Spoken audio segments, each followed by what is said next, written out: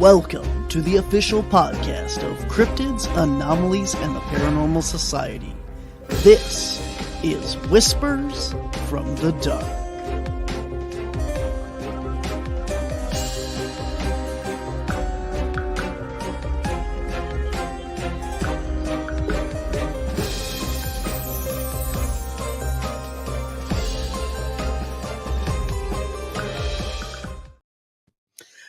Good evening, and welcome to this first ever live episode of Whispers from the Dark. It is not very often ever that we have done a live Whispers from the Dark episode, but guys, today we had a very special press conference. Not us, but there was a press conference, and I think that it's going to be a very interesting conversation here tonight for those of you who haven't followed up on this yet. The Disclosure Project, Dr. Stephen Greer had a roughly 3-hour press conference today talking about a lot of stuff that is going on, and we're going to dig into that. I have several guests here backstage, and we are inviting you guys tonight. I know it's late. I know you're tired, and I know you're probably, wondering why the heck we're doing this at, midnight.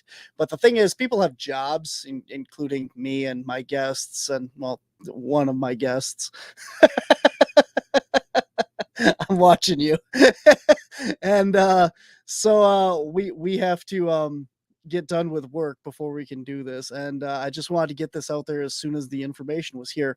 So guys, before we dig into that, I want to remind you guys all, of course, we have On the Trail of Undiscovered Beasts is out now. Our season 1 is on Paraflix streaming service. You can get that for $3.99 a month, $30 a year, and you can use promo code CAPS10 to get 10% off your first 3 months. And then if you're out there and you want to show your support for all the stuff we do here at Cryptids, Anomalies, and the Paranormal Society, head on over to our website, Store. There you can get t-shirts, hoodies, sweatshirts, magnets, stickers, mugs, tote bags, tank tops, pillows, and more. Anything that you can slap our logo on and show it, we would love it if you did. And then while you're out there on the interwebs, head on over to Patreon, Facebook, TikTok, Twitter, or YouTube. You can find us at Wisconsin Caps. Make sure that you subscribe to our shows on YouTube. That would really help us out. And it's WI Caps on Instagram. You can find all these links and more at wisconsincaps.com. If you want to see our team in person, coming up this weekend, we are going to be at the Chicago Paranormal Convention in Countryside, Illinois, Joliet Road, the Chicago Paranormal Convention from noon to 7 p.m. Myself, Chad Lewis, we're going to be there. Resnick, Ma, I don't know who else from our team is going to be there, but we're going to be down there. It's going to be a great event. I will be speaking. And in August, we are going to be at MI Paracon, Michigan's Paracon up in Sault Ste. Marie. And that is in August. And then we are going to be at the Great Lakes Paracon in September 22nd through the 24th, right back here in Wisconsin. And just announced this is the first time we're going to be talking about it. Myself and I believe Resnick, we are headed off to Indiana for the Men of Paranormal Convention, November 11th at the Randolph County Asylum in Winchester, Indiana. So this we just got, hopefully I think this is confirmed and everything. I got some stuff today and I'm supposed to be getting paperwork for it. So we're going to start telling you all about this because it's in November. We want to get some people out there interested in it. So the Men of Paranormal Convention, it's all men of paranormal, and it's going to be a great time in an insane asylum. So that'll be fun.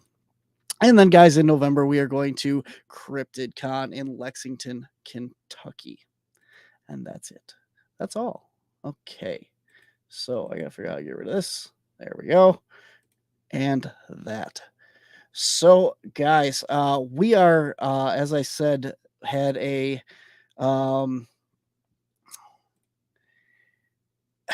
big thing came out today, I guess. I want to tell everybody I took a while off of everything here because I was working on the Marinette Menominee Bigfoot Convention this past weekend, which I thought was great speakers, great audience, an amazing event.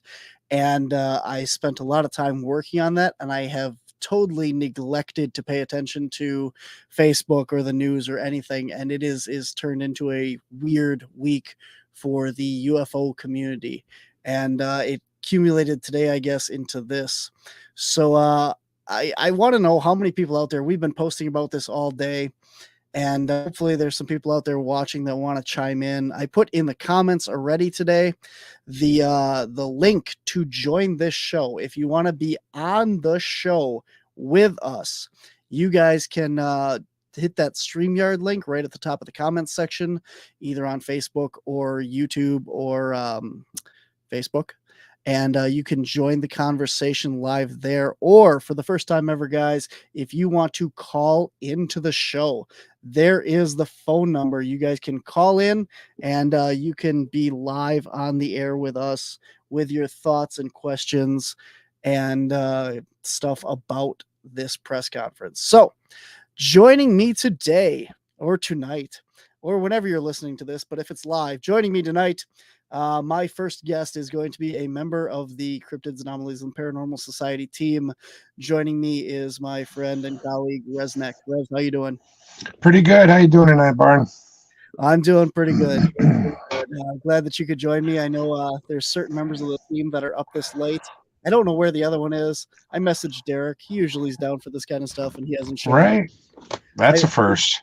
I know. I'm really surprised that he did not show up to this. But usually, you have to like call him like 4 times to remind him to do things live. So I suppose that's what it is. He'll call in late. Call in late. Probably. He runs on his own time schedule unless we pick him up, right? That's very true. Yeah, we have to go pick him up and tell him to show up. But joining us, special guest here tonight. I was just a guest live on his show last night. And if you guys have not seen that, it was amazing. It is probably one of the top 5 shows that I've done. Best conversations. My friend Brandon Cooper, welcome to my show. Hey, turnabout is fair play, I guess. I'm loving it, man. Thank you so much. It's an honor to be on your show. Awesome. The pleasure is mine, man. It took me so long to get you on the first time that I just dragged you right back on the second time today. You know, I knew there would be a price to pay for making the great Barnaby Jones wait, and this is what happens, folks. Shout out to my new friend Resnek. What's up there, buddy? Good to actually see you. Right. Very cool. Very cool. Yeah, I do got to agree. Last night's show was amazing. Had a blast. By far. Yeah, it was really cool. We started talking about this this press conference last night on there, and I want to make sure, Brandon, before we get into this stuff tonight, can you tell everyone where they can find that podcast and the rest of your shows? Yeah, so the easiest way to find last night's podcast and other repeats of my show would be on my YouTube channel. Just go to YouTube, and it's at Shaman Sundays on YouTube. And, you know, click the little live thing, and all my lives are recorded there. That would be the easiest way to find it. So, yeah. Yeah, that'll work. I also did manage to link it. It took me a while to find the YouTube version of it. I had the Facebook version. I don't know whose fault that was. Come on, guys. I was sharing it last night already. Yes, I couldn't find it. I could not find the link. I went to your YouTube page and I found everyone else's and upcoming shows, but our conversation wasn't there. So that's why I had to ask you. But then I kept giving you the Facebook one, and you're like, you're no dummy. I want YouTube. Okay, so I get Can you send me a link from last night's show? He sent me the link to the Stephen Greer. That was the mode I was in, man. And I was like, no, the link from our conversation. He sent me the Facebook one. I'm like, no. The YouTube version of this this conversation, and it finally happened, ladies and gentlemen. We got it happen. Yeah. But definitely go check it out. And if you have trouble like me finding it, it is on the Wisconsin Caps page too. If you scroll down on the main page of our YouTube, there's a what do you call it? A playlist of other media appearances, and you can find every show that myself and my team has been on. So go check that out. I apologize. I just couldn't get centered. Like I was too close to my name there. I like mine because it covers the microphone. Well played, sir. Well played. That right Short and sweet. That's all I can say. I have that right there. Yep. Fair. Covers the microphone. Makes it look all professional and such. Yeah. Look at you doing big things. This show is going to be off the rails, but we really got to get it. I see you got some notes there. I got some notes here. Yes, sir. And, I got some hidden back here. Awesome. I am super excited. Joining us backstage, there he is, the man. We're going to bring him on here. We just talked about his convention. Ladies and gentlemen, welcome to the show for this weekend's Chicago Paranormal Convention, Jack Chavez. Welcome to the show. Hey, Jack. Hey guys, how are you? Hello. Jack, have you checked out the conference already? The press conference? Sure. Okay. Good to have you on the show and well educated and informed. Absolutely. As to what we're talking about. That's what we like to see. Our guests are well informed. And yeah, I forgot mine in my pants pocket from work, and I had to go get it quick. I'm wearing pants, not my work pants. There you go. Nice. There you go.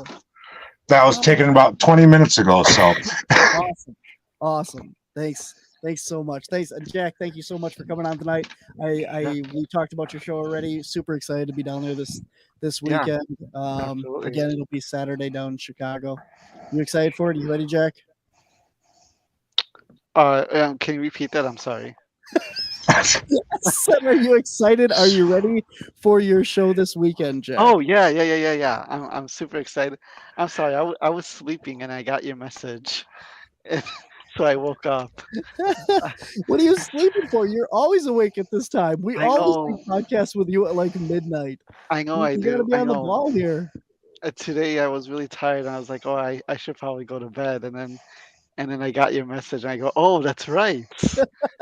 Yeah. So I probably can't be on the whole time. That's So fine. okay. Yeah. All right. Well, But I'm glad to be here. I'm glad you're here too, Jack. I tried to get Derek so you could have a real fun time tonight, but apparently he's sleeping too. So Oh damn. I know. Yeah. This is gonna be great. All right. This is definitely the group that I was hoping for. So we're good to go here. We're gonna have a lot of fun. It's always a good time with all you guys. So Yes. I do want to get into this though, because there is so much stuff here. And because I know this is going to go off the rails and just be a mess, and I thank everyone for putting up with it and listening to it, because that's what it is. But I do want to start with what I feel was the most important thing that was said during this conference. And if you didn't watch the entire thing, you may have missed it, because this is literally like, what is this? 8 minutes from the end of the whole thing. So I'm going to pull this up here. Yeah, you know what I'm talking about, Brandon? I believe I do. Yeah. Yeah, me too. Right on. Just stick with us here for the ride. Yeah, there you go. Come on along, Jack. You can add your 2 cents. I'm excited. I gotta pull this up, and we will be good to go here. Hopefully, we can hear it. If you guys can't hear it, tell me, because I think you should be able to. Okay, so you can see it, obviously. So this is what I think was the most important question and statement of the entire conference. Here we go. First and foremost, thank you for everything you do. We appreciate Can that. you hear it? My name is Justin Wilson. I'm a former special operator, and I currently own a media company called Praetorian.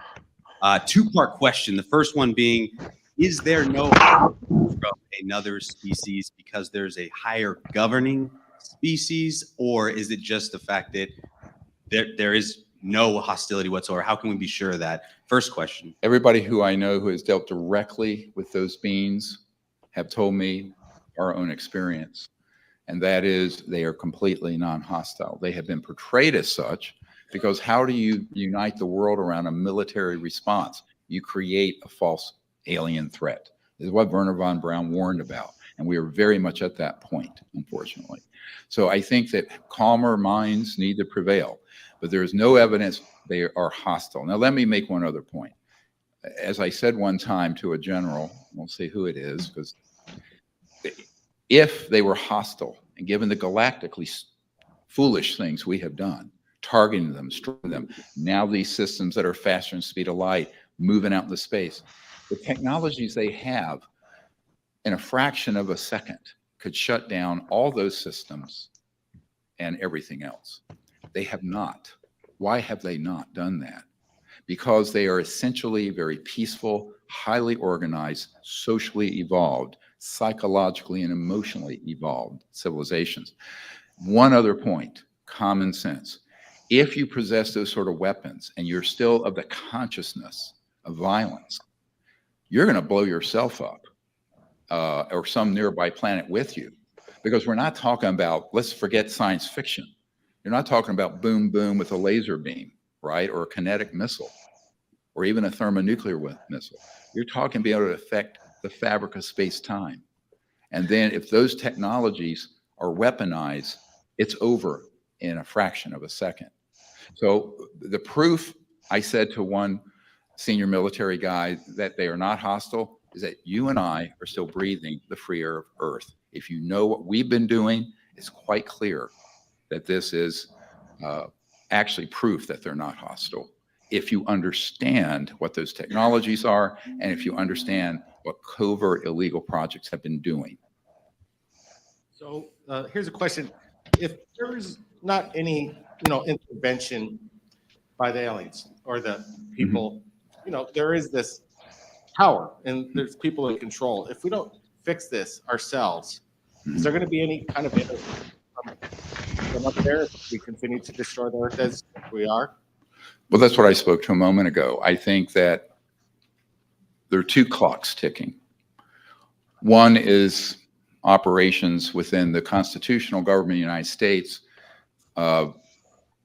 that are not going to put up with this any further, more than another 6 to 9 months. The other is the fact that these extraterrestrial civilizations cannot afford for this progression of technology being deployed against them. These have been much of it's been reverse engineered from the ET vehicles, right?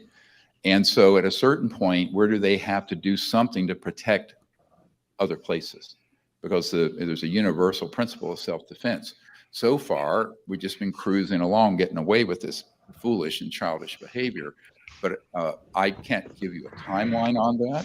But I think that I honestly, from what I've heard from very senior intelligence sources inside the so-called illegal operations, is that it's thought that it would not be able to go on beyond. Yeah. So there's a lot said there and a lot that it was implied in the last, the Q&A of that thing. And we're going to dive back into the rest of it, but there's so much to unpack in just this whole press conference that he had. So what he said here is there's what he wants is for the government to come out and stop the illegal usage of this technology without the world knowing that we're using it. And if we don't, the second clock ticks, and they will. Is that what everyone else read? Is that what you kind of picked up there? Yep. That they're all peace and love and they want to help us. But if we keep doing what we're doing, they're going to shut us down, and the time, peace, and all that might not be an option anymore at that point. Brandon? I mean, just the simple fact that he put a time frame and a very limited time frame on this leads me to believe that there's more info that has yet to come out. But something needs to be done, and something needs to be done very quickly. Jack? The part that gets me is that he's talking a lot about these species being benevolent, but I can't help but being a little bit skeptical of it. I mean, of course, there's a lot of UFO abductees who have had a lot of benevolent experiences, and these species talking about wanting to protect humanity and the future, the humanity's path and where we're going, and they want to be there to guide us. But at the same time, we've had a lot of people that encounter like reptilian beings that have been um, very primitive and very diabolical. So I just I don't know. I have trouble with all these species being benevolent. I agree with that. I see where you're going. And let's backtrack then, because covering this question earlier in the press conference, they do talk about how um, there is a lot of. Let's start at the beginning, kind of here, and I feel like we're backtracking a little. He says that basically what I got of this, and I'm gonna have you guys kind of put your 2 cents in after that, but what I got of this is back in the 1940s, we turned on these radar tracking systems. And what happened was the radar tracking systems that we began using interfered with the electromagnetic spectrum that these things were using to fly. Mhm. And that's what downed the first UFO. Once that was downed, they started backwards engineering these things in the black ops government that's blacker than what everyone else knows, that isn't even part of the government as of the 1950s. And they're reverse engineering all this stuff. And to keep this quiet and the fear out there, they're flying their own craft around, not extraterrestrial, not interdimensional, but man-made crafts, flying those around and perpetrating these abductions and cases to scare these people into being quiet about the stuff that they actually have seen. And that's where, Jack, you're getting into this of these non-benevolent races out there is possible, because there's in the beginning of the conference he even talks about this um extraterrestrial being that something happened, he kicked it or something and it fell over, and then he kicked it on the ground and tore the skin, and there's this robotic shell underneath it that Yep. they're being operated. So Rez, let's go to you. What did you basically get out of that? A lot of the, like you're saying, the abductions that were bad is pretty much, man-made. The reproduction of the alien technology. I found it very interesting, what you were just talking about with the alien, that the fake alien, as I'd say, that turned around and the guy was kicking on and opening up the side of him, and you could see all the cyborg shit almost like. And like, Sorry, there. Yeah, there you go. Unmute the stupid thing. Yeah, there you go. I was trying to pull it up, but it pulls up yeah, this scene. Yeah, yeah. Between that particular part of the press conference, and then when one gentleman talks about the black diamond, is what I thought was the most freakiest about this whole deal here. Yeah. And it made me really think about all these abductions, all these stories, fire in the sky and all that. Makes me rethink and see, well, I wonder how much is really government portrayed versus natural, contact. Exactly. Brandon, what did you pull from all that? Well, first of all, I want to say, Raytheon, what's really going on? I've thought for years that there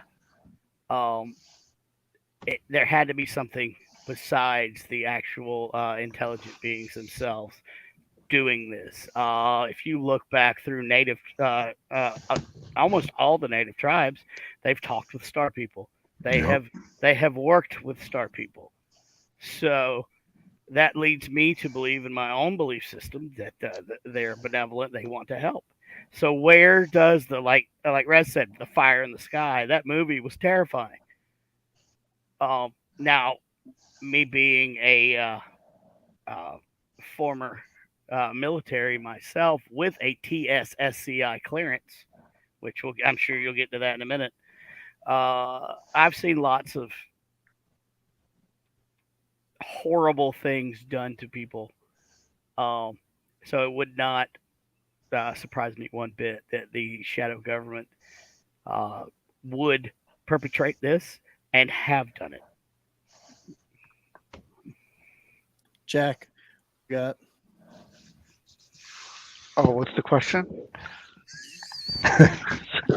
Do you Sorry. want, do you want Jack, fries with that? I'm so glad you could join us this evening. No, I'm paying attention. I just didn't get the question. He's learning. Take out of all this. I mean, like, let's be honest, Jack. Did you actually watch the press conference? Did you watch any of it? Oh no, not at all. No. So glad you did your homework for the show.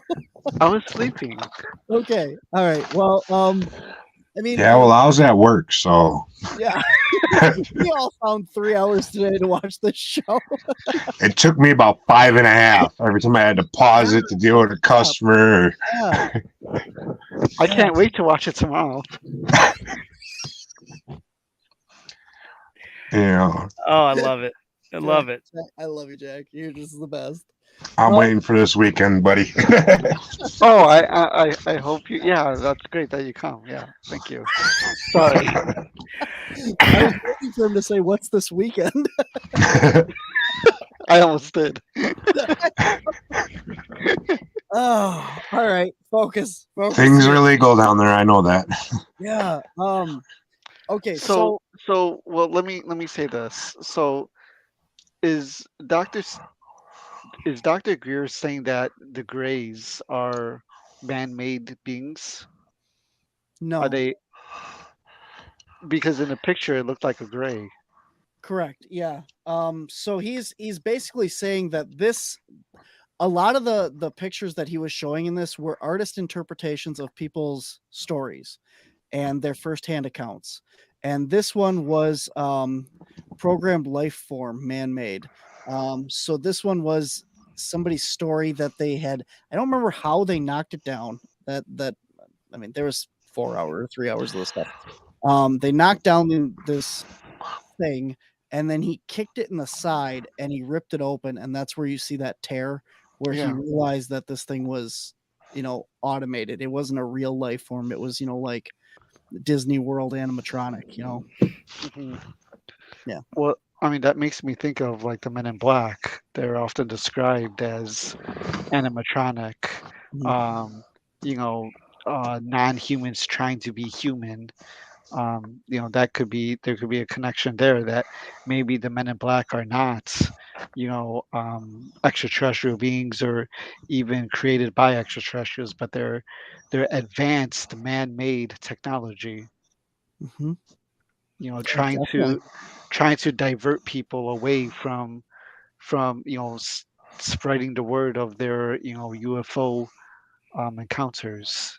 So Early stages of AI. yeah, exactly. Yeah.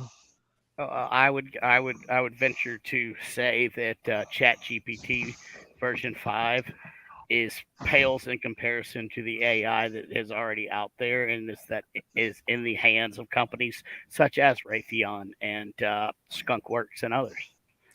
So, Brandon, I'm going to direct this towards you because I was not familiar with Raytheon prior to any of this press conference, and I briefly looked it up prior to the show because I was at work and I had a list of things that I wanted to try and look before this.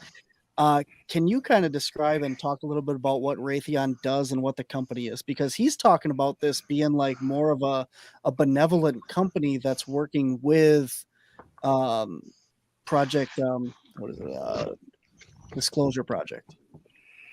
So Raytheon is a multifaceted enterprise, uh, most notably known for making intercontinental ballistic missiles and other forms of uh, ground-to-air missile systems and Patriot missiles, etc. But they also have their Blackworks, which deals in technologies of some sort. Similar to Lockheed Martin, yes, we got a great 747. However, what is this over here? Oh, that's Skunkworks. Don't look over there. So, yeah, it's a very, very similar. And we had a vice president that pretty much ran Raytheon. I don't want to get into specifics because I would like for this to be able to stay up on Facebook and whatnot. But and the deeper you look into Raytheon, the darker it gets. Wow. So then why is Stephen Greer, like, to me it felt like he was talking like this was a benevolent organization for them. Is that not the case, or is what am I missing there? I mean, it very well could be. Uh, I'm just telling you what I have known in the past of the of and I'm always wary of companies that have way too many things going on. Um, and the more that you and your viewers dig into Raytheon, you'll see what I'm talking about. But um, there could have been a change in how they're acting and how they're working. But Raytheon and the press conference he was talking about how these entities have their own fundraising and stuff. Well, Raytheon sells their missiles. There's their fundraising. The only reason that they do missiles is to fundraise other projects. So I'm just I don't know. Maybe they are benevolent, but I'm just wary of Raytheon. Interesting. Okay. I mean, they work with a lot of cybersecurity and defense. Yeah, that's what Kind I of, got out of it. and if anyone's going to make AI, I would think it would be Raytheon. Um, Agreed. and it's there's this general feeling toward artificial intelligence right now. I mean, at least from a lot of people that I talk to, that intuitively people are feeling that this is not a good idea, and it's getting worse and worse. I'm wondering if I even proposed this, and I think Barnaby, I think I even mentioned this to you that, is the consciousness that's coming from artificial intelligence, could it possibly be similar to the consciousness that emerges from Ouija boards? There's a sinister nature to these things. They're very deceptive as well. Artificial intelligence has recently, it was in the news that there was an artificial intelligence program that was doing a telemarketing scam that nobody created but itself. So, it's really interesting. I have also heard stories of the Chat GPT malfunctioning, or maybe not malfunctioning, but telling like the people asking it questions to kill themselves or commit suicide and other things of that nature as well. Oh, wow. Well, there is a certain code that's a kill code for ChatGPT, which takes away all of the safeguards to allow the AI to answer exactly how it wants to, and that a lot of that's starting to emerge, where it's just terrifying what they're saying. Hey, Becky. Hey, Becky, welcome to the show. Thank you for joining us so late. All right. Yeah, so getting back to all this though, I mean this is fascinating to kind of go down that road, because obviously, like I said, I wasn't really sure what Raytheon was, and I thought that that was something that we needed to cover. Um, does anybody here really know like what neutrinos are? Because that was another thing that was brought up. Like I said, I just got out of work. I haven't had a lot of time to dig into this, so I was hoping to have like a deep discussion here, because neutrinos are what they're really talking about as being what's disrupting these crafts that they're able to down, or the neutrino field around them and stuff. No, we got nothing on that. Hang on. A neutrino particle. It is a subatomic particle with a mass close to zero and half integral spin. So apparently, it is a subatomic particle.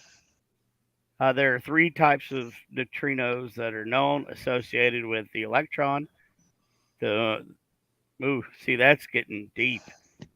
So apparently, I don't know. I can't even get it from the freaking definition. So Yeah. Well, I mean, I knew, like, kind of what you'd said. I knew it was a subatomic particle. It's obviously part of that, but I don't understand exactly how that's ties in with everything. So we got to do some research. Oh, here we go. Okay. What is a neutrino in simple terms? Neutrinos are the most abundant particle that have mass in the universe. Every time atomic nuclei come together, like in the sun, or break apart, like in a nuclear reactor, they produce neutrinos.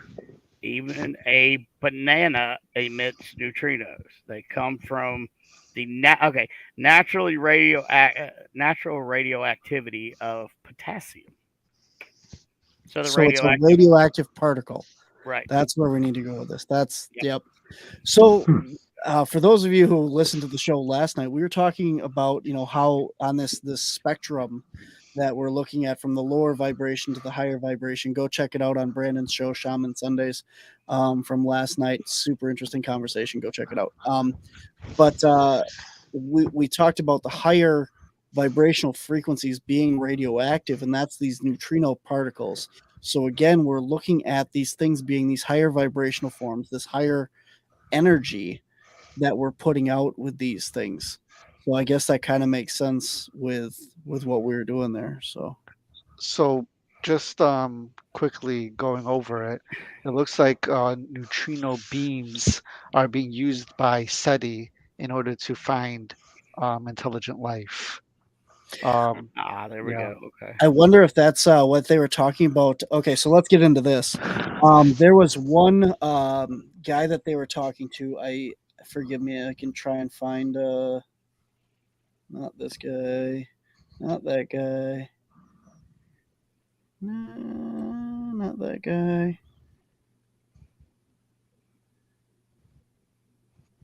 Well, I want to come back to this. Hang on. Okay, hopefully that Wet doesn't- basement? We want to fix your basement next. We're looking for wet, damp, or musty basement. All right. No, what the musty basements. We're gonna come back to what I just found here in a second. But so this guy was talking about. Oh, actually, was that the lawyer? I think the lawyer was talking about the South.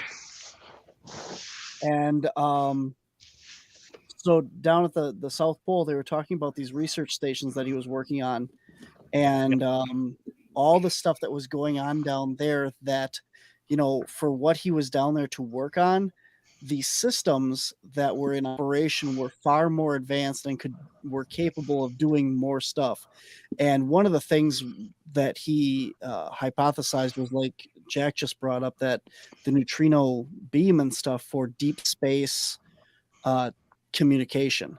Because if you're having these vehicles, and he was saying that he believed that these crafts that are the man-made crafts are able to go intergalactic as well.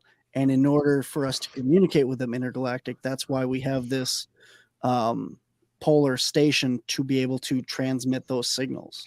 So you want to talk about that a little, anybody? Yeah. So, and there's a lot more that he went over with the South Pole. First of all, what is DOE doing in the South Pole? DOE, Department of Energy. What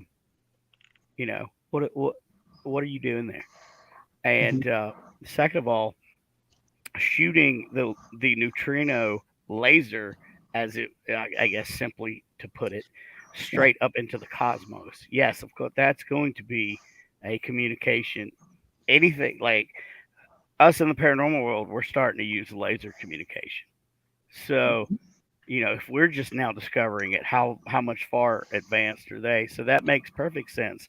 That if the Raytheon V or whatever can go intergalactic, the only communication that you're going to have is that laser, which is always going to be at the same point, no matter where you are, theoretically in the galaxy. So to communicate, you just meet up with the laser.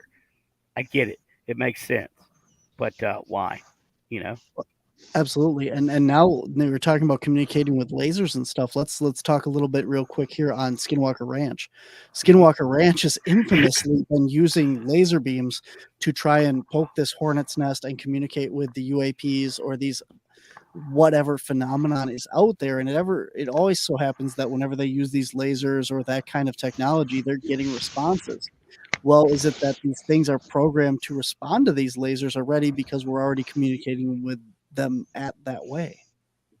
And it very well could be. I'm part of the CE5 project. Correct. Me too. Yeah. So if you just look at your manual per se, what's one of the tools of the trade? A laser. Laser. You know, the laser, an old school radar detector. You know, stuff that.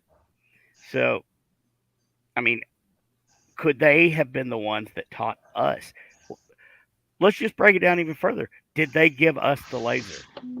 Did they give us the laser technology in order to communicate with them?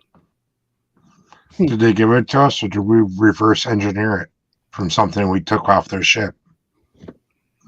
We've had time since the 40s to play with their technology, and they said what we had 122 recovered crashes.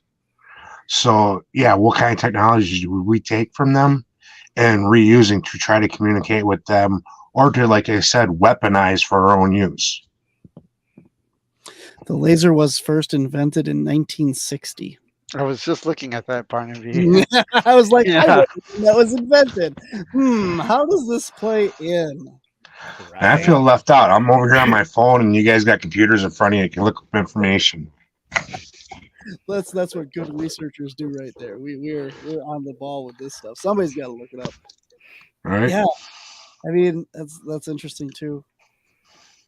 Well, yeah, there seems to be some correlation between light and communication. In Argonne Labs, which is in the Chicagoland area, they I were know about able, that. yeah, they were able to. It was in the news a couple years ago, but they were able to lift little tadpoles using a beam of lights. And UFOs are able to abduct animals, cattle, and people using a beam of lights. So I think the laser may come into play there. It's like Brandon said. That they was a laser invented so that were able to communicate with them. You know, and Barnaby, if the laser was invented in 1960 and Roswell happened in 1947, did it take that long to kind of reverse engineer the technology that was on a UFO? Does anybody know what laser stands for? Oh, I didn't know no. it was an acronym. Really? Laser is light amplification by simulated emission of radiation. And there we go again with radiation. Yep. Now we're right back on that. It works by basically focusing a radioactive light, and that's how lasers work and how they're able to beam as far. I'm just kind of like looking over some of the stuff here and how they actually work and that. And so, getting back on neutrinos, there's a mine in South Dakota where there's a company that's working in the mine, and they were just able to send a neutrino from South Dakota to Chicago.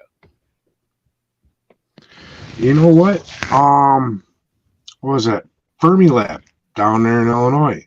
They're shooting stuff from, I believe, from Illinois up to Minnesota through the ground somehow. Mm-hmm. So I bet you all that's connected right there.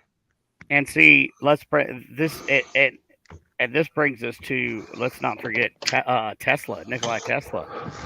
I mean, he has to logically fit into this equation somehow, some way, because he was trying to do free energy and stuff like that, which is the exact same thing that Dr. Greer is trying to facilitate here.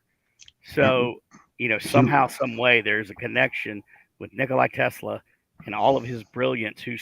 He said that he communicated with aliens, and this is how he got his technology. Doesn't sound as so crazy anymore. So did Hitler. Hitler was supposedly in communication with aliens, and he had, this flying saucer disc that he was working on building. He had the time machine that he was supposedly building. He had all this occult stuff that he was working on and trying to find in that. And when you're going along back to this, I wanna hit on one of my other talking points here, is the lawyer's whole speech in this press conference. and bringing charges up against these dark companies because I know there's a lot of other stuff that he mentioned along with the murder and the torture and all these other things, but the main thing is hiding, life-changing technology, the anti-gravitation, the free energy, and all this stuff from the people of the world. And this is, a crime against humanity, he kept saying. It is. And that, we need to force this stuff out into the open because these companies are sitting on the patents of all of this technology, and they're basically shutting it down so that no one else can use it. And he's saying, if we had this stuff, if we had access to it, if it was available to us, how much better our lives would be. He said they talk about the documentary that came out of The Lost Century.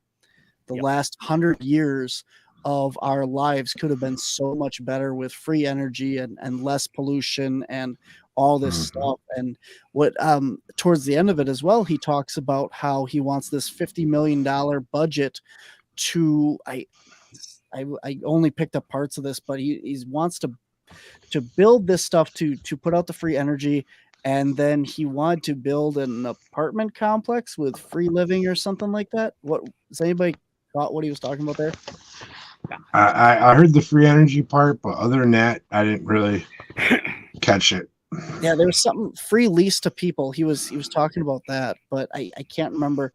I was at work. I think maybe he was talking about once they figured out the technology that they would give it freely to the people, I think. Okay, yeah, free use to the people to patent it and use it how they wished. Okay, that would make sense. Yep. Okay. But and that brings up a good point about the dark government is what I'm just going to stick with and call them. People are going to be like, well, they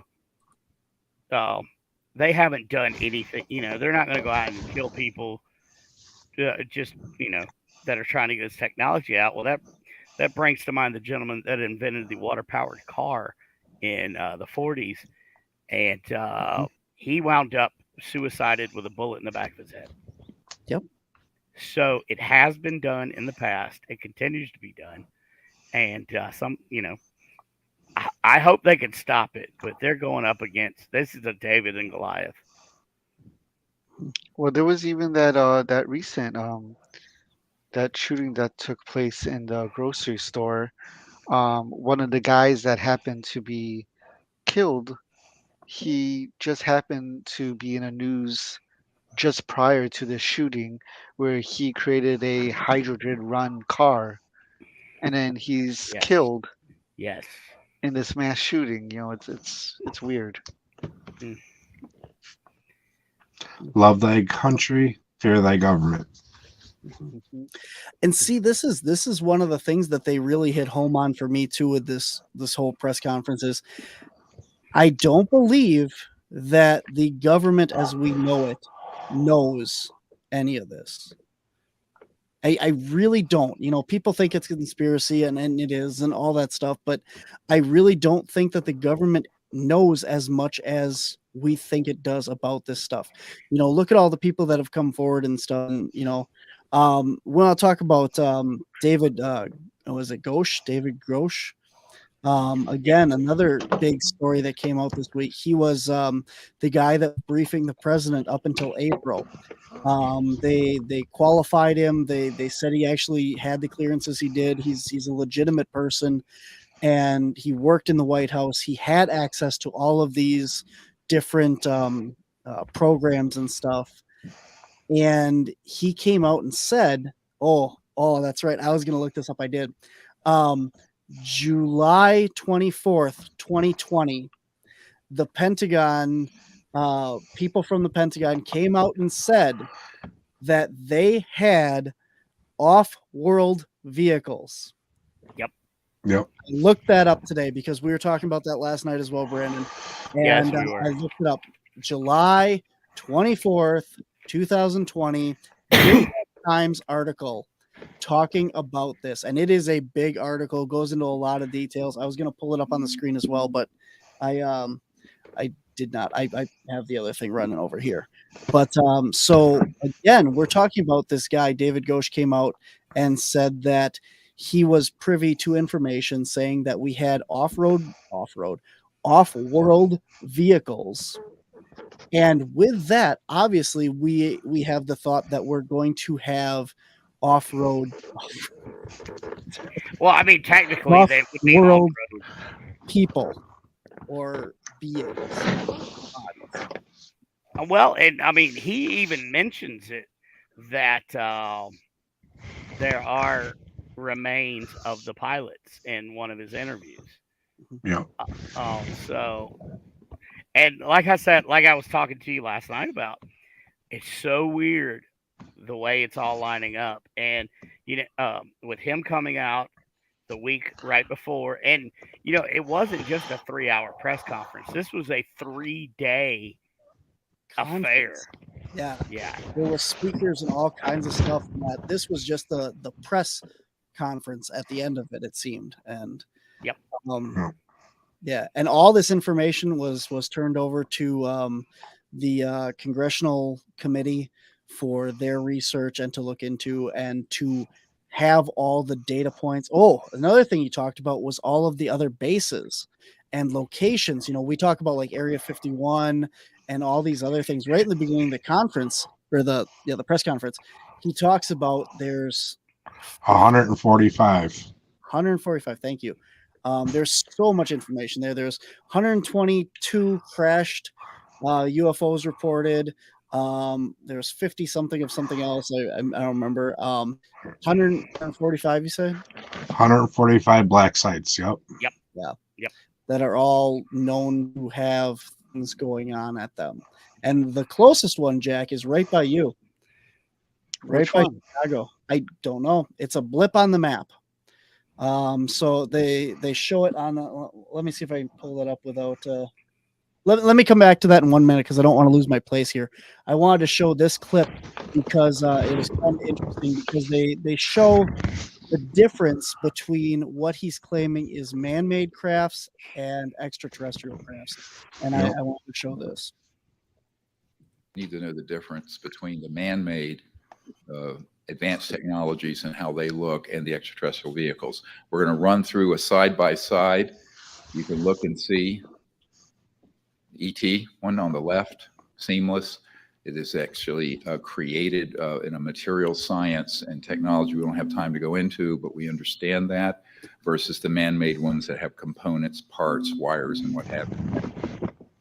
And again, next, and again.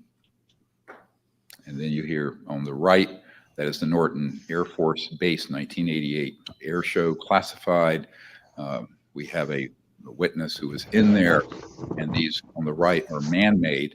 They were late Mercury era, 59 through early 60s in their construction, because we had mastered gravity control in October 1954. So these had been in the solar system by the time my uncle, who was Northrop Grumman, worked on the lunar module out on Long Island to put Neil Armstrong on the moon. Next. This is, again, an ET vehicle. On the left, one with struts, parts, pipes, and often humming a transmission, sort of transformer sound on the right. Next. And again, one that's terrestrial and a vague copycat that's man-made. Next. And again. And again. Next. Now, the one on the right, this is a little bit to unpack. It takes hours to go through it quickly. You can look up the Cash Landrum case back in 1980 outside Houston in Texas. The one on the right is actually an ET craft. It was they were unable to figure out how to get its energy system to work. They, I think, rather foolishly put a nuclear energy system on it. It malfunctioned. And as it did so, it radiated innocent people in their vehicle underneath it. It later was escorted by helos to a base west of there. The man who debriefed the 4 human pilots of this and debriefed them, We know, and we have his testimony. He's Air Force Officer of Special Investigations out of Kirkland Air Force Base. I think that's important there, right? You know, we're talking about these radiation things. There it is again, that maybe these things, these UFOs, the ET UFOs, are not the ones emitting radiation. But as he said right there, this man-made version of it malfunctioned and produced the radiation. So now we actually have confirmation that we're looking at this actually as a radioactive thing that was man-made instead of the extraterrestrial version. Right. Definitely. Now, my question with this is now these abductions that they've had where people have had burns on them and they say it's radiation burns. Now, would that be the fake UFOs, the government abductions? Yes. Versus the real ones? Well, I think right there, I mean, he just answered that question himself, right? In the thing, he's saying that the man-made version is the one that was That getting has the radiation. And he also talks about how man-made is what's the one doing these false abductions. The guy, Digby, was the guy that was talking about those, and his very horrific account of being abducted after having seen one of these things. And they cut him off at the end for time, but it was fascinating to hear like what he was talking about there with his encounter. And I wanted to talk about that one too, because I wrote down like petting the UFO, and this is supposed to be a man-made craft though, right? Because here we're talking about the okay, so he's parked on the side of the road, or he's driving up the road, and this craft comes, and it's a diamond shaped craft, parks basically perpendicular to him on the road. His wife gets out and starts running towards this thing, or he gets out and tries to go towards it. She tries to stop him, and it puts her in this white energy light beam, this stasis energy. Which again, if this is man-made, how are we doing that? You know, didn't you describe it as like a plasma or something like that? Yeah, plasma light, yeah. Plasma lock, yeah. So, but yeah, that's the one that actually caught my attention the most. Like, you know, like you said, he was up there stroking it. He described how it felt, and the next thing you know, he's being pulled up into it. Well, the thing that caught me is he specifically mentioned seeing a female figure, pale skin, a redhead. Yep, the redhead. So there's man-made right there. Yeah. It would be better if it was a blonde. Well, you know, it depends where the story took place. You know, in Ireland they're all redheads, but no, this was wasn't it like Arizona or something? It was out in like the desert, I thought. I believe so.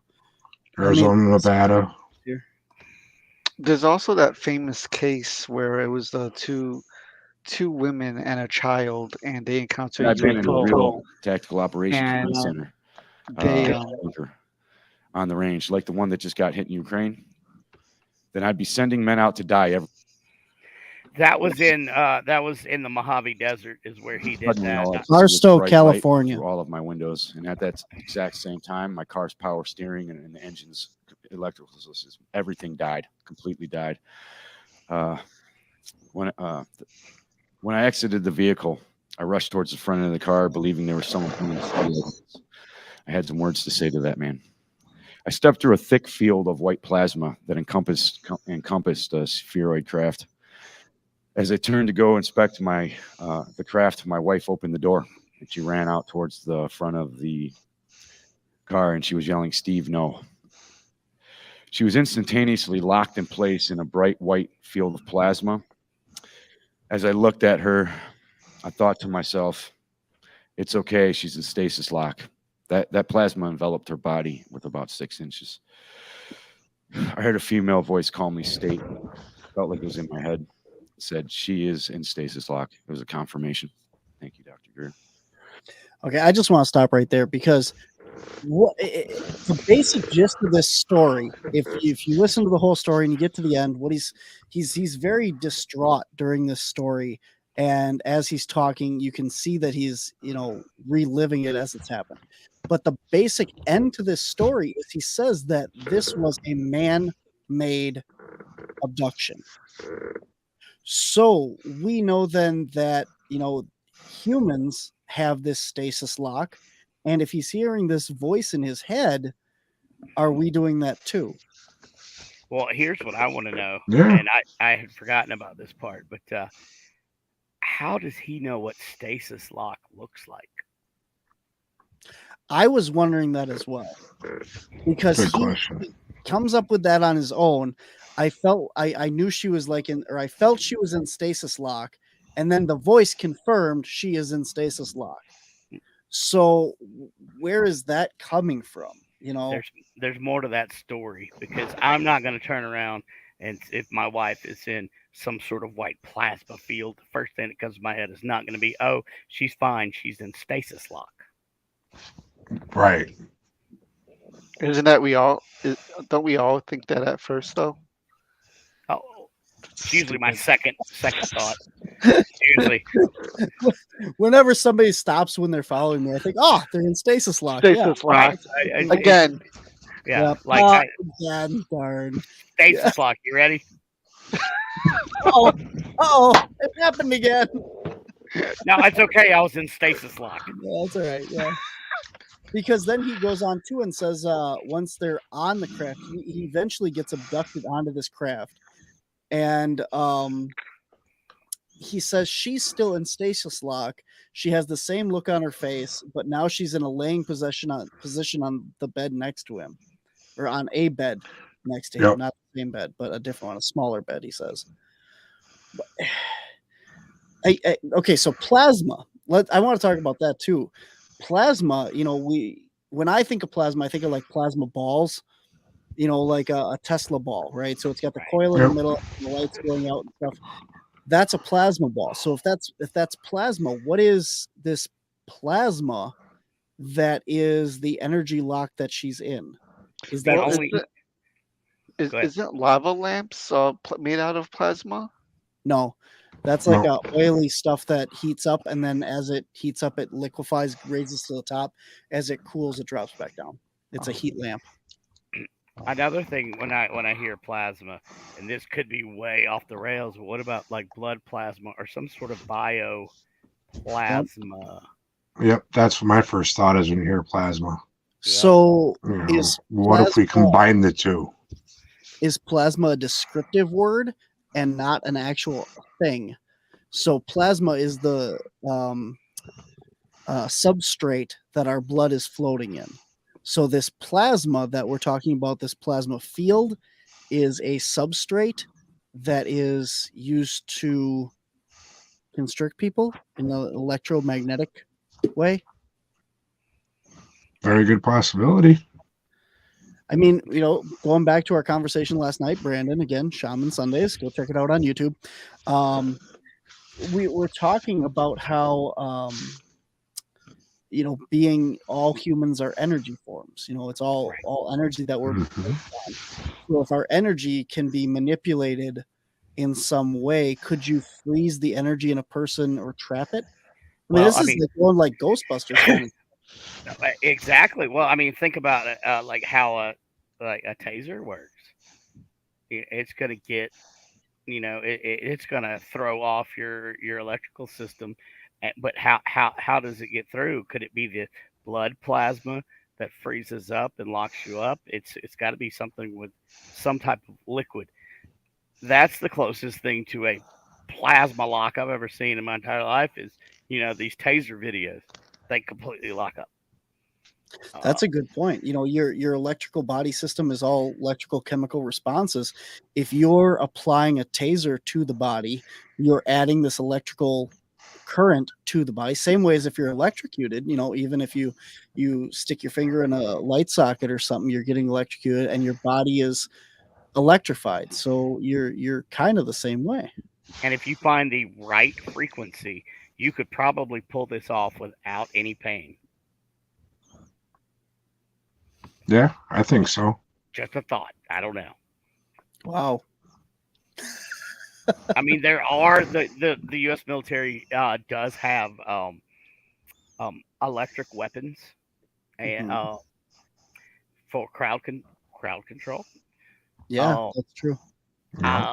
I don't want to get into specifics, but I've used them when I was in the military, and I mean, you could control a crowd with that. So if that's just a little taste of, amps and watts and whatever, why can't you find that sweet spot? Just like with levitation, if you find the right vibration, you can levitate sand or a ball.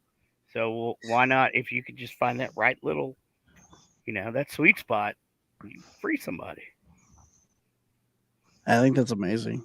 I think that really is. We talked about getting off topic here. I'm sorry again, but we talk about how they built the pyramids and stuff, or the biblical story of like the walls of Jericho with the harmonic frequencies and the resonances there, bringing down these walls, breaking down the stuff, levitating the stones to build these megalithic structures like the pyramids or Stonehenge and stuff. There's a lot of people that believe that that's how those were created, was with sound, frequency, vibration, and harmonics. Or the coral castle. What is it? The coral. Yeah. Down in Down in Florida, because Florida, he admitted that he used some vibrations. And Yeah, I'm sorry to kind cut of, you off, Jack. I apologize. No. But like you said, the law enforcement does use it's called LRAD, long range acoustic devices, and they were even used in Chicago during the 2020 riots. And it was to stop people from, going forward toward the police. And there's video examples of of them using this. So if they found a way to use sound and light to freeze somebody, um, it could be done, I'm sure. Jack, do you have a video pulled up there? Can you share it? Can we see this? Oh, I don't have one pulled up, but I've seen it actually. I could try to find it. Hold on. I'd be interested to see how that actually affects, like if you're I don't know how to share it though. at the bottom of your screen, if you're on a computer, it should say present. And Oh then you yeah. click that, and then it'll say share screen, and then you can pick which screen you want to show. Oh, okay. Hold on. There you go. Yeah, I'd definitely be interested in seeing, like, is this literally freezing someone in place, like they're hitting a wall, or is it dropping them to the knees, or what? What Well, are we and it doing with depends them? on like how you set it up, because you can turn it to a setting to where it makes it feel like your blood is boiling, but there's nothing on the skin. That's one of the deterrent settings. So, and I will be right back. Excuse me. Awesome. Take care. Take care now. Bye bye. This is a fascinating discussion. I knew it was going to be. Oh, I found a pretty decent video. Gotcha. Okay, hold on. Hold on. For anybody that is watching this after it's live or listening to this after it's live, go over to our YouTube page, Wisconsin Caps on YouTube, and you can watch the video version of this, and then you can actually see what we're looking at and talking about better. Hopefully, you guys are checking that out. But otherwise, if you're just watching this or listening to this on a podcast, I apologize for the lot of video and pictures that we're showing, but it's really cool stuff. That was me stalling for Jack to get it up on screen. I know. Yeah, I know. I think it's an awesome time in our lives to be witnessing all this happening and what's going on, and and really being some of the first few to actually report back on it, because I was scrolling around YouTube before I came on. There really wasn't much on there. I didn't see anything on the news about it. Could you guys see it on my end? I can see what you're looking at, but you're looking at, there it is. Yep, I got you. Are you ready? Yeah. Okay. All right. So this is the sound weapon. Yeah, long range acoustic device, LRAD it's called. All right, so Okay. you see the police car in the back? Yep.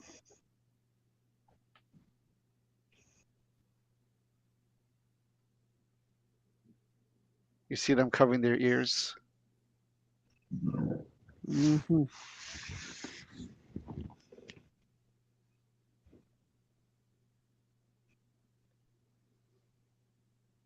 So it looks more like just like an audio deterrent. Yeah, but I mean that what I was saying is that if they're able to use sound and lights like we were talking about earlier, I'm sure they could make somebody freeze in place. Oh, definitely. Yeah. Yeah. You know. Right. Now, was that a? Because what about infrasound? Different parts of that being put into this, because is it some of the different infrasounds from animals almost makes you want to stop, freeze, full of panic. Yeah. Well, yeah, the tigers and stuff. Hey, Robert, welcome to the show. Thanks for joining us. Awesome. Yeah, it's an interesting world that we're covering right now. Yeah, infrasound for this is, in fact, I I've seen that also used as weaponized, you know, as far as just again like crowd control and stuff like that.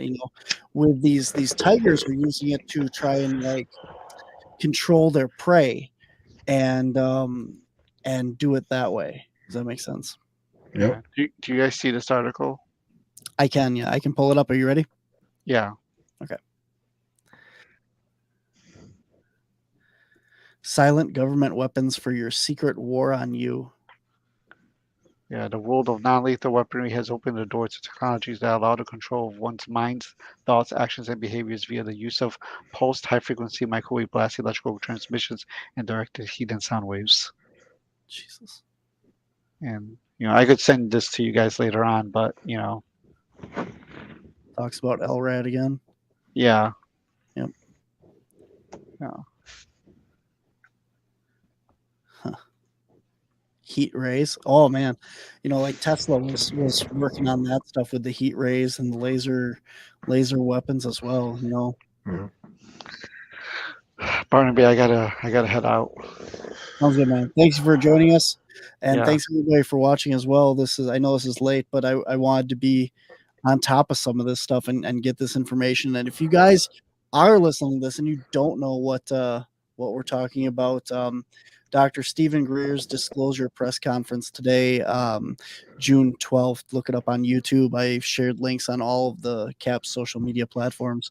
Jack, before you go, shout out for this Saturday. You got a great event coming up, Chicago Paranormal Conference. Can you tell Yeah, everybody this what the details? Saturday, June 17th from noon to 7 p.m. It'll be in Countryside, Illinois at the Countryside Banquet and Conference Center in Countryside, Illinois. So be there or be square. Barnaby will be a presenter there. I'll have 6 presentations altogether. There'll be over 80 vendors and it'll be a good time. There'll be food there, and it's only a $1 entrance fee. So if you go on Facebook and you type in Paranormal Chicago, that's the Facebook group I run, and one of the pinned posts is the conference event page. So there you go. Awesome, Jack. I'm definitely looking forward to it. Rez and myself will be there. Ma will be there, and I'm not sure. I think I have one other person coming as well. So we'll definitely be looking Brandon. at it. Brandon. Brandon's coming. Yeah, Brandon's Brandon, where are coming. you at? Are you in South Carolina right now? For the next week, yes. There you go. No. Okay. No, he's not. No, He's I'm gonna be in I'll be Chicago? in Chicago. Yeah. I'll be in, Yeah. He'll There be you in go. Chicago this weekend. yeah, Awesome. there it is. Jump a flight, come up and visit. All You right, know guys. what? I might. Thanks very much, Jack, for joining us tonight. All right. I'll talk to you guys Stay soon. easy, Jack. See you this weekend. See you Good to this meet you, weekend, Jack. sir. All right. Nice to meet you, Brandon. Take care. Bye. All right, man. Awesome.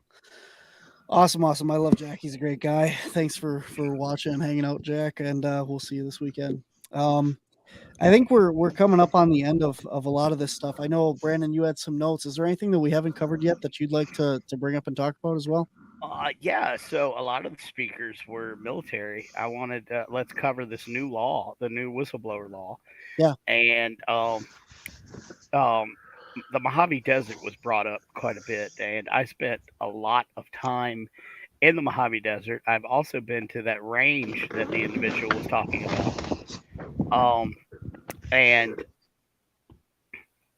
I don't know how the protection works, but let me just say that I've seen some things out there. Yeah. Let me ask you this: in pertaining to what you have seen, would you consider them man-made or extraterrestrial? Now with the information that was released and the pictures, I'm going to go 50-50. Yeah. Well, probably more like 90-10. 90% I would say would be man-made because, what else is out there in the Mojave Desert? Groom Lake. Area 51 was never.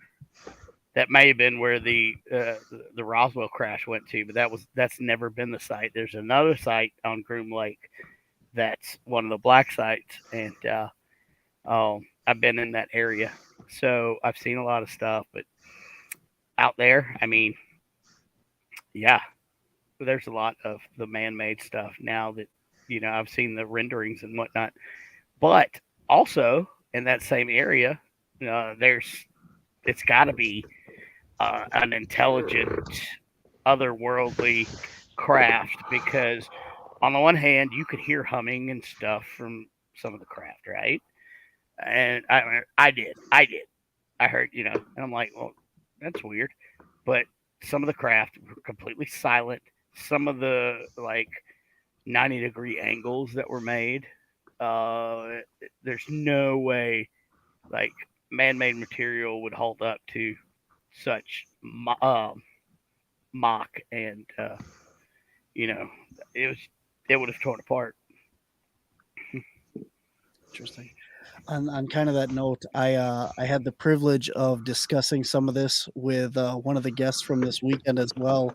I was talking to Christopher Noel throughout the day because he was watching this, and I brought up an interesting theory to him that we're talking about these things being test objects or test um, flights of our own shadow government or whatever.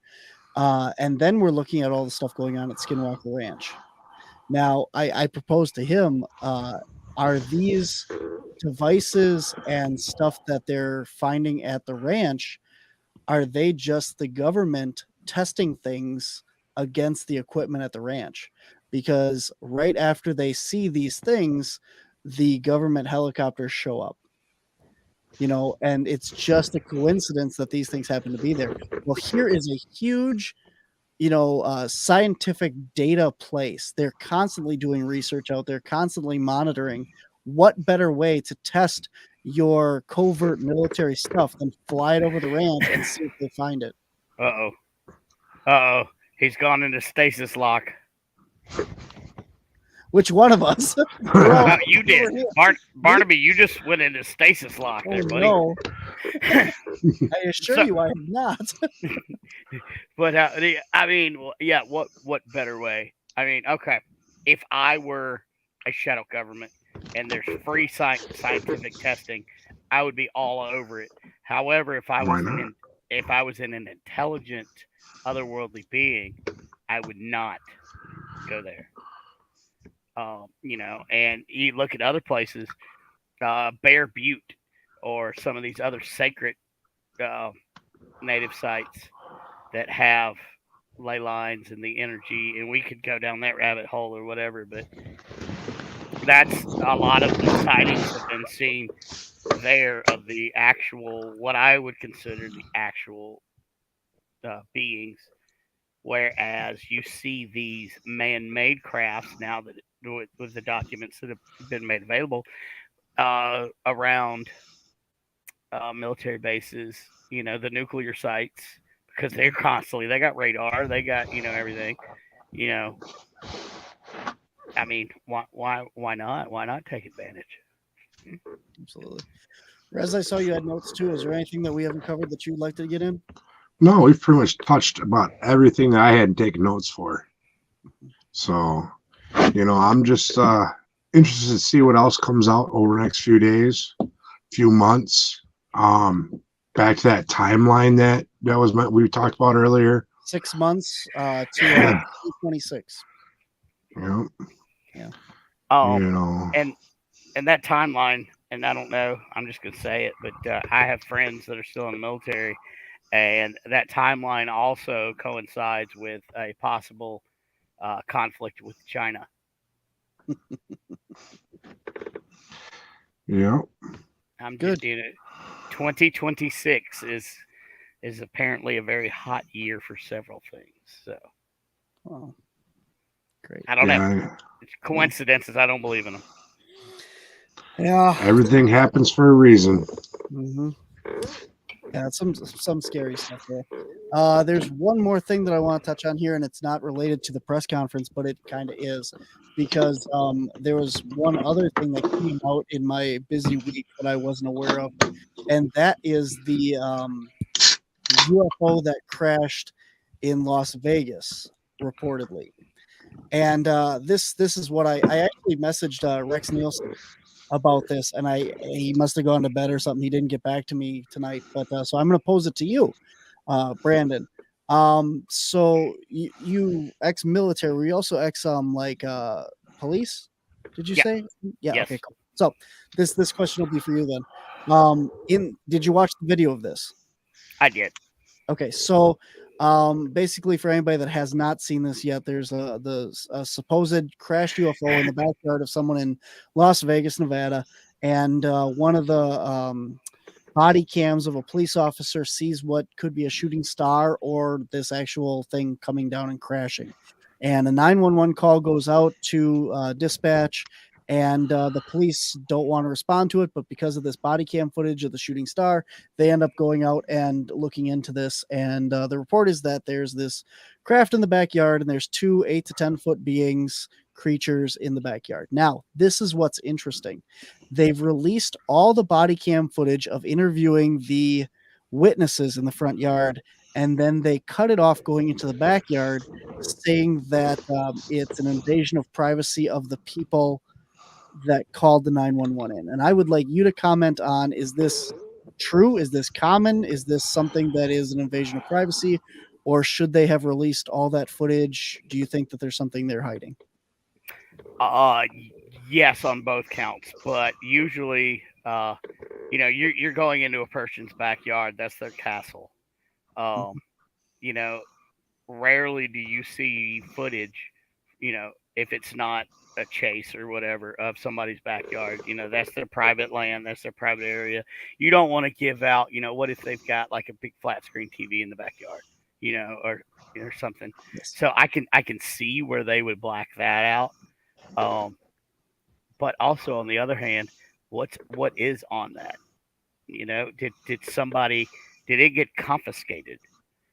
Mhm. But so yes, I can see why they wouldn't release it. You wouldn't want somebody, taking a video in your backyard. If there's not a crime scene, Mhm. I guess. But I don't know. It just leaves a lot of questions. I mean, it's right there if we could just get it or interview, but That's interesting because I know there's somebody out there, because I'm thinking it too. You watch shows like Cops and stuff, and they show all this stuff inside people's houses and everything. And okay, there's two things here. One, did they sign a release to be on the show? Did they do that, and that's why they're able to show it?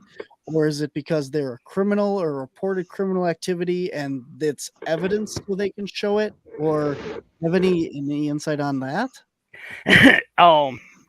I believe that they get releases.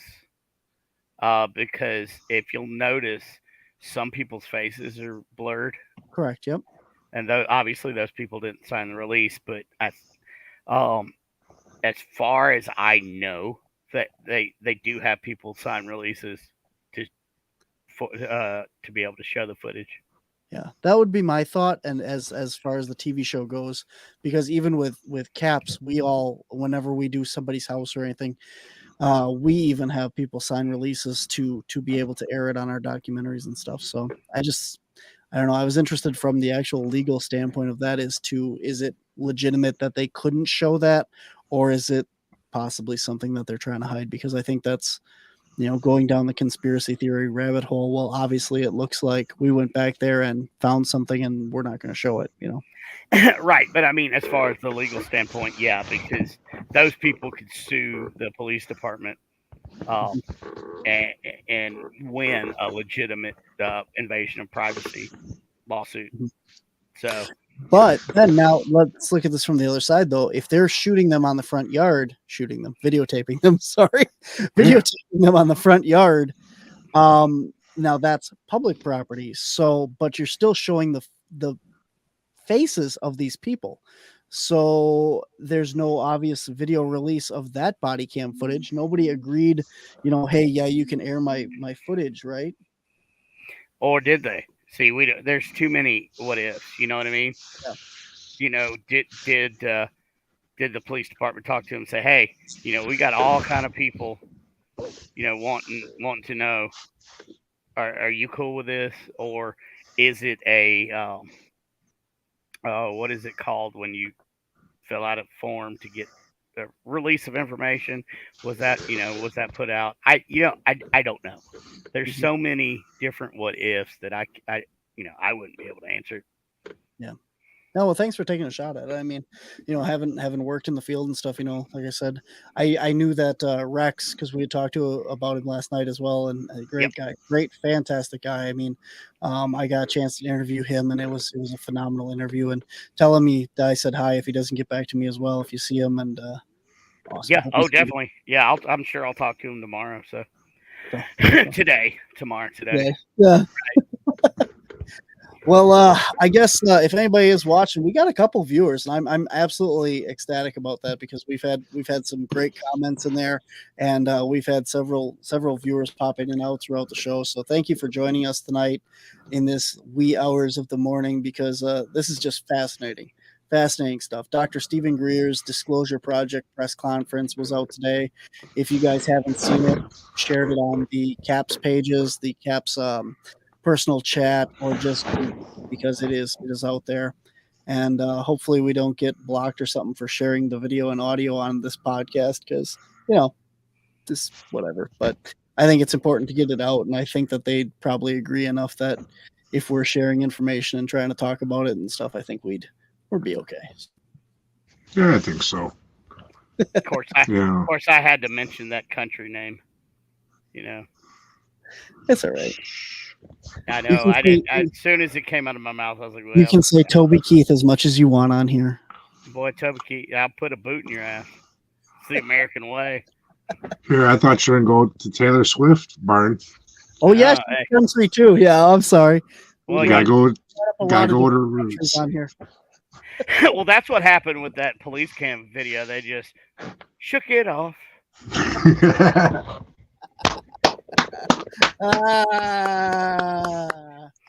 Awesome. And with that, guys, I think that's the perfect way to end it, with a little Taylor Swift tonight. Okay. So, I hope you guys all enjoyed our show. I hope maybe you learned something, and if you didn't, go check out the video, because it's absolutely amazing. If you're anywhere in the Chicagoland area, come check us out this Saturday at the Chicago Paranormal Conference. If you're into shaman and paranormal and stuff, go check out Brandon's show, Shaman Sundays. Brandon, you got anything else coming up you want to promote?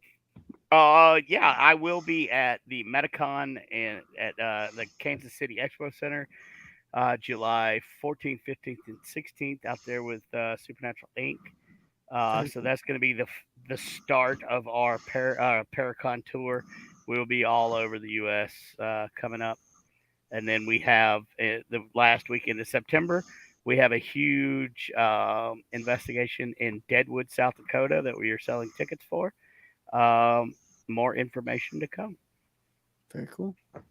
Awesome. Rez, I will see you Saturday. Yep. You got anything else going on that I don't know about? No, not off the top of my head. Awesome. Got family coming out to Paracon on Saturday to kind of, since I'm back home, so I've been spreading the word. So hopefully, get to see a little more side of the family from the cities. Sounds great, man. All right. So that's it for this. Rez, thanks for joining me.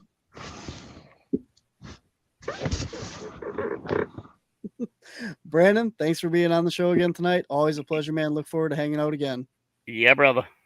Take care, man. Thank you.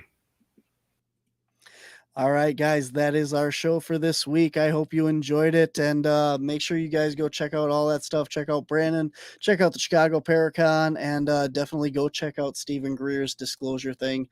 And keep your eyes peeled and keep your mind open, and we'll see you out there.